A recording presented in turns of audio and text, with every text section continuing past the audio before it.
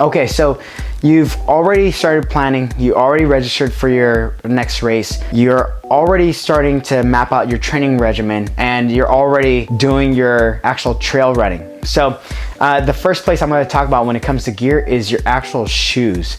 So the first pair of shoes I ever ran my obstacle course was in a pair of Adidas. They weren't even trail running shoes, they were just old shoes. And I can tell you that that was not a good idea. So I'm going to tell you that if you're going to do an obstacle course race like the Spartan, you're going to want to get some special shoes for racing in various types of terrain. There are a lot of different brands out there that have great running shoes, but what you're going to want are specific obstacle course racing shoes to help you overcome that different terrain. The first pair of shoes that I got for racing was the New Balance Minimus with the Vibram technology on it. These are great minimalist shoes. They're great for running in different types of terrain and dealing with water and mud, and they breathe really well, and they also push out moisture really easily. The only problem that I noticed with these after my first race was there's no traction, there's no grip. As a matter of fact, I mean, it's not even a cleat, it's just flat. It's great on my feet, but the only problem was when I was going up hills and down hills, I had nothing to help grip and nothing to help kind of keep me grounded and from slipping. So don't get these shoes. They're great for just your general training, but definitely not for your race. I upgraded recently to the Innovate X Talon 200. Now, these are an older model and it didn't go for very much. I think it was like 130, 140 bucks. I know that this is an older model. The X Talon 225 is one of the newer ones, and I want to say there's a 230, but I don't know. I know that this shoe is awesome for a couple of reasons. Number one, there's a huge set of cleats on these things. I mean, it grips, and it's a low profile shoe, and it doesn't have a whole lot of cushion, so it has just enough to give you support when you're dealing with the trail, but not so much that you don't really have good lateral control. I know that when I jump in the water and in the mud, nothing gets in the shoe.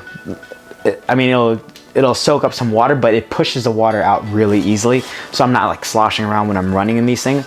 And it's just a generally good shoe, and it's really lightweight, it's flexible when it needs to be flexible, and it's stiff when it needs to be stiff. And I can tell you that this has improved my times dramatically. I even go hiking in these sometimes, but I generally love the feel of this shoe. So you can find these on Amazon. I'll give you the link in the show notes for this particular shoe. Okay, so that's the shoes. Next up, I'm going to talk about hydration packs. So hydration packs like the Camelback, Hydroback, that's the one that I have. I really like it a lot, but you generally will only need it maybe for the Super or for the Beast for longer runs. If you're going to be doing a sprint, you can bring it, but that may not be the most important thing. It's only going to add bulk. And the tip that I have for you when it comes to gear for your races is you don't need a whole lot of gear, because it's just going to weigh you down or get caught on something, and you just don't want to have to deal with it. So that's the Hydroback. It's a 70 milliliter, it's a 70 milliliter bag, and it gives you just enough water. It's very minimalist, and it gives you just enough water to actually get through the races. Now, when it comes to the actual Camelbacks, I don't suggest putting water in your Camelback right away before you start your race. I suggest keeping it empty, keeping the bladder empty until you're in about 3 miles. So that way you have nothing weighing you down. You're just running and getting to your first hydration station. Then start filling up your pack with water or whatever electrolytes that you need for the rest of your race. In terms of a GPS watch, hands down, my favorite watch so far is the TomTom Spark 3 Cardio Plus Music. So I'm actually wearing this watch right now, and I gotta let you in on a secret. It's been over a week since I last charged this device. So I charged it and got it up to sync last Friday, and it's now Sunday. So, and I raced with it. So this thing is still alive and kicking. doesn't need a charge, and I've actually still used it a couple other times this week, and I gotta say, it's still doing just fine. I want to say that it might have like 25% battery life left in it, but this watch is totally killer. It has built-in GPS. It has a ton of different sensors. It has an optical heart rate monitor, so that way when you're training, you can see if your heart rate is in that cardio zone, if it's in the endurance zone, if it's in the fat burn zone, or the rest zone. So it's really awesome, and it gives you up-to-date information about where you're currently at in terms of your training. I can definitely tell you that it's because of this watch that I've improved my training, I've improved my running, I've improved my cardio in general. And I want to say it's because I'm able to get some good data on what I'm currently doing. So when I'm in the middle of a run and if I'm going too fast and I know where my heart rate zone should be, if I'm going too fast, it'll let me know, and that way I can adjust my running accordingly. Also, knowing where I'm currently at in terms of distance is a huge bonus, but the biggest bonus to this is in this little device, this little thing right here comes detachable, and this little thing right here is a 3 GB storage for your MP3 player. So it has built-in Bluetooth, which is really awesome. So what that means is you'll be able to run and listen to music, sync up your wireless headphones, your Bluetooth headphones or earbuds to this device, and you can run listening to music from here without needing this. So it'll do everything that you need it to do.